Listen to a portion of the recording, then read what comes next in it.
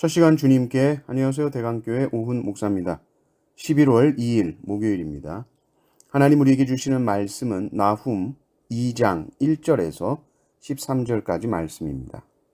파괴하는 자가 너를 치러 올라왔나니 너는 산성을 지키며 길을 파수하며 내 허리를 견고히 묶고 내 힘을 크게 굳게 할지어다. 여호와께서 야곱의 영광을 회복하시되 이스라엘의 영광 같게 하시나니 이는 약탈자들이 약탈하였고 또 그들의 포도나무 가지를 없이 하였음이라. 그의 용사들의 방패는 붉고 그의 무사들의 옷도 붉으며 그 항우를 버리는 날에 병거의 쇠가 번쩍이고 노송나무 창이 요동하는도다. 그 병거는 미친 듯이 거리를 달리며 대로에서 이리저리 빨리 달리니 그 모양이 횃불 같고 빠르기가 번개 같도다.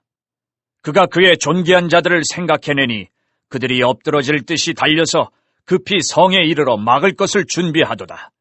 강들의 수문이 열리고 왕궁이 소멸되며 정한 대로 왕후가 벌거벗은 몸으로 끌려가니 그 모든 시녀들이 가슴을 치며 비둘기같이 슬피 우는도다. 니느웨는 예로부터 물이 모인 못 같더니 이제 모두 도망하니 서라 서라 하나 돌아보는 자가 없도다. 은을 노략하라, 금을 노략하라. 그 저축한 것이 무한하고 아름다운 기구가 풍부함이니라. 니느웨가 공허하였고 황폐하였도다. 주민이 낙담하여 그 무릎이 서로 부딪히며 모든 허리가 아프게 되며 모든 낯이 빛을 잃도다. 이제 사자의 굴이 어디냐? 젊은 사자가 먹을 곳이 어디냐? 전에는 숫사자, 암사자가 그 새끼 사자와 함께 거기서 다니되 그것들을 두렵게 할 자가 없었으며 숫사자가 그 새끼를 위하여 먹이를 충분히 찢고 그의 암사자들을 위하여 움켜 사냥한 것으로 그 굴을 채웠고 찢은 것으로 그 구멍을 채웠었도다. 만군의 여호와의 말씀에 내가 내 대적이 되어 내 병거들을 불살라 연기가 되게 하고 내 젊은 사자들을 칼로 멸할 것이며 내가 또 내 노략한 것을 땅에서 끊으리니 내 파견자의 목소리가 다시는 들리지 아니하리라 하셨느니라.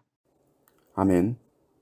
하나님은 하나님의 백성 이스라엘을 징계하시기 위해서 이스라엘 주위의 나라들을 몽둥이로 사용하시죠. 아스루의 이 니느웨도 그 몽둥이 중에 하나였습니다. 그런데 하나님께서 몽둥이로 쓰려고 좀 강하게 했던 나라가 만약에 교만해지면 그 몽둥이로 썼던 그 나라를 하나님께서 심판하십니다. 그 몽둥이를 불에 던져버리시는 것이죠. 니느웨의 이 교만함과 악독함, 잔인함, 이 악행들이 이제 하나님의 심판을 받게 되는 것입니다.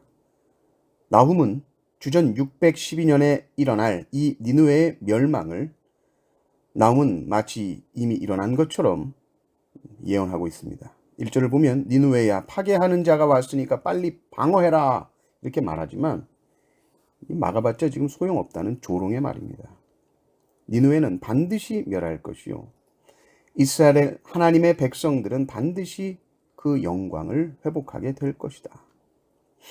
3절부터 보면 니느웨를 침입하는 자들의 무서운 모습이 나옵니다. 핏빛으로 무장한 군대죠. 방패도 옷도 다 빨갛습니다.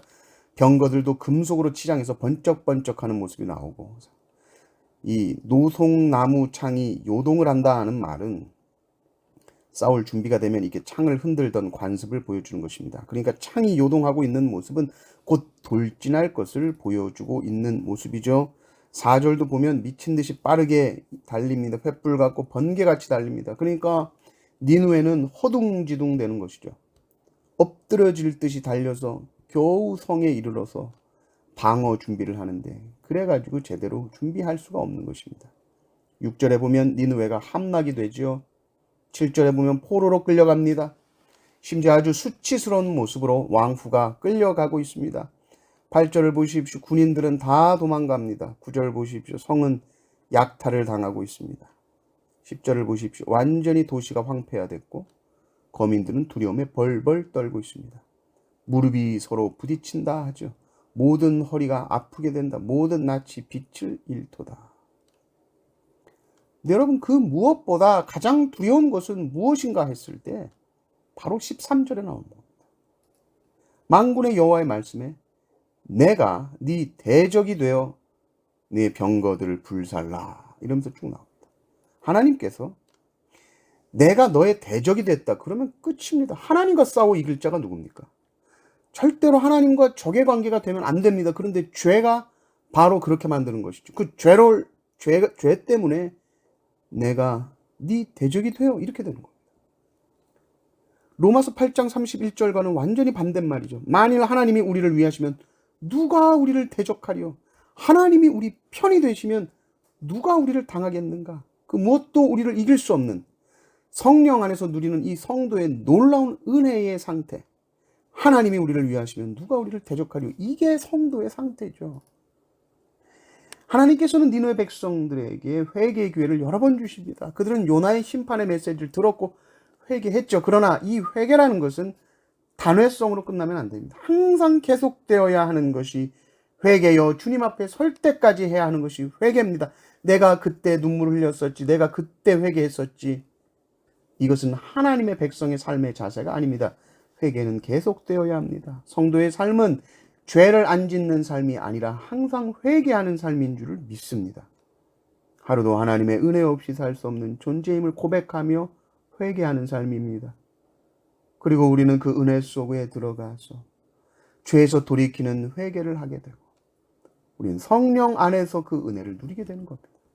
성령님 떠나지 마시고 항상 축복하게 해 주십시오. 기도하심으로 은혜 안에 항상 사시는 성도님들 되시기를 주님의 이름으로 축원합니다. 아멘.